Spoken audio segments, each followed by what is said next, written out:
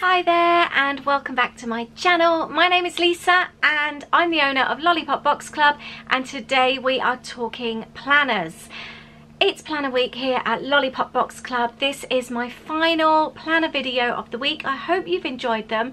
It's been a really nice combination of me setting up a new planner. I've created dashboards and a pocket dashboard as well.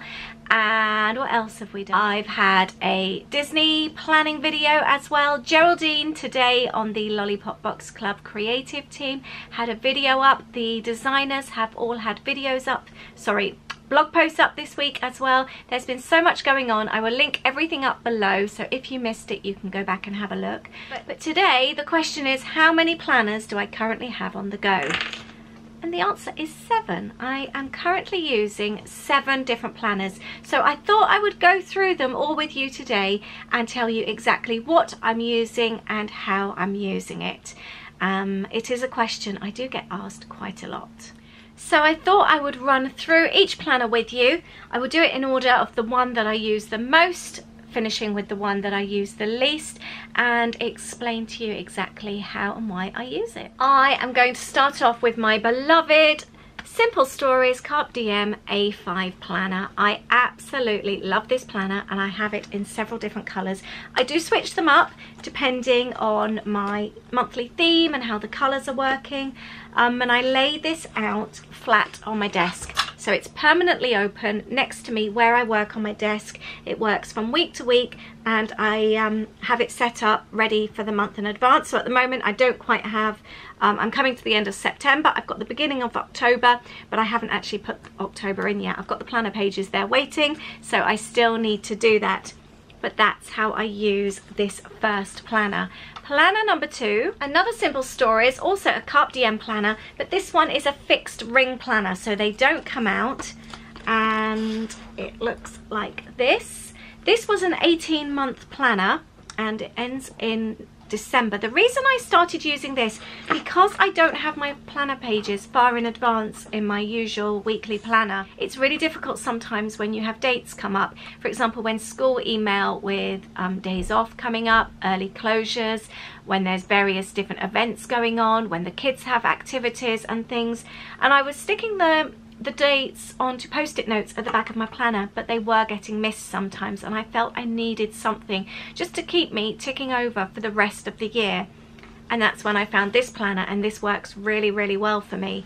So I can write in birthdays, anniversaries, like I said, when the kids get things for school and just different dates come up. I can then refer to this when I'm filling in my planner for the month ahead. I use this at the same time, and it works really well for me, and I am missing less things now than I was before. This also stays open on my desk above the A5 planner. The next planner that I use all the time is my Webster's Pages. This one is a personal size planner. I love this one. It's blush pink and really pretty.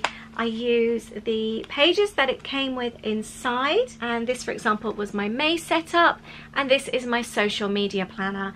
I have a grid every month, and I write in here my YouTube videos that I have planned. I write in here all my blog posts.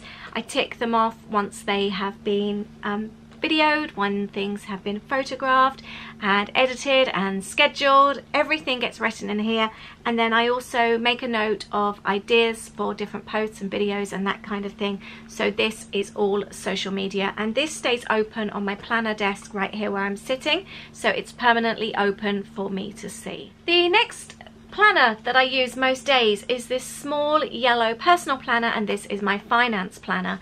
This I use for work. I use a Virgin Atlantic credit card for absolutely everything I pay for in life. I collect the miles to use transfer to air miles, so we can get our free flights, and we get upgrades as well, so we only pay for the tax on our flights and get to travel in premium class when we fly to the States. But because of that, I have to be super organized with my finances, because I don't want to have any money left on there at the end of the month and end up paying any extra money, because that defeats the whole object of it saving money. But because it's for my business, I have to pay each single item off individually, so the money goes into my business account and then it gets paid off my credit card. So everything has to be done really carefully, and I do use this planner just to keep track of everything each day. The next planner that I use the most is just this very simple A5 notebook. It's a really handy notebook. I do have a video on how I use this. It's my trip planner, and I will link that up below. I've got different plastic pockets, wallets, and there's other pockets in there. It's just a simple A5 notebook from Paper Chase, and this holds all our planning information when we're planning a big trip. I use it most days because I use it for when I'm booking things, when I'm searching things, all our holiday savings, everything gets written in here so that it all gets kept in the one place. The next planner, another A5. This is a slimline planner, and this is my new kitchen recipe planner. I did set this up at the beginning of the week, and it's so far so good. My old one was completely falling to bits, was not doing the job anymore, and I needed somewhere to home all my lovely recipes. I'm still transferring them over, but it's so pretty. I'm really pleased with it, and it looks lovely on my kitchen top. The next one, another Simple Stories Carpe Diem A5, and this one is my Disney planner. To be honest, I don't really need this, if I'm really honest, because everything's done in the other A5 planner, but it looks so pretty. It's fun setting up. It makes me happy when I open it.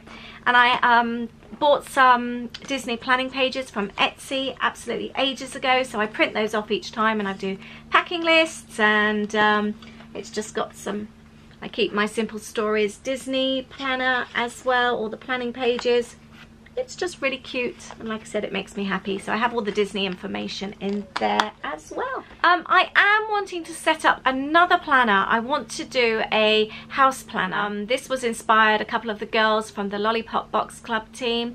They have a happy house planner, and this is just all your general house information, and I think it's such a good idea. So I'm thinking of setting one up myself, just to have the general house, but also to have projects that are coming up that we really need to do. I say coming up, there's always projects in this house that needs to do. It's falling to bits. So just to have everything in the one place, have numbers for like the plumber, the electrician, neighbors' numbers, anything like that to do with the house, to keep it in one place, to keep it in the kitchen so it's easy to find at all times. So that's my planners. So we're on 7 with another coming very soon. That's my list. I hope you've enjoyed this video. I would love to know, how many planners do you currently have on the go that you are actually using? Please leave me a comment below. Please tell me. It would be interesting to see who has the most, who's using the most. I would love to know. Thank you so much for watching. I hope you have enjoyed this planner week. Please do subscribe if you don't already, and I will see you with more videos very soon. Thanks. Bye.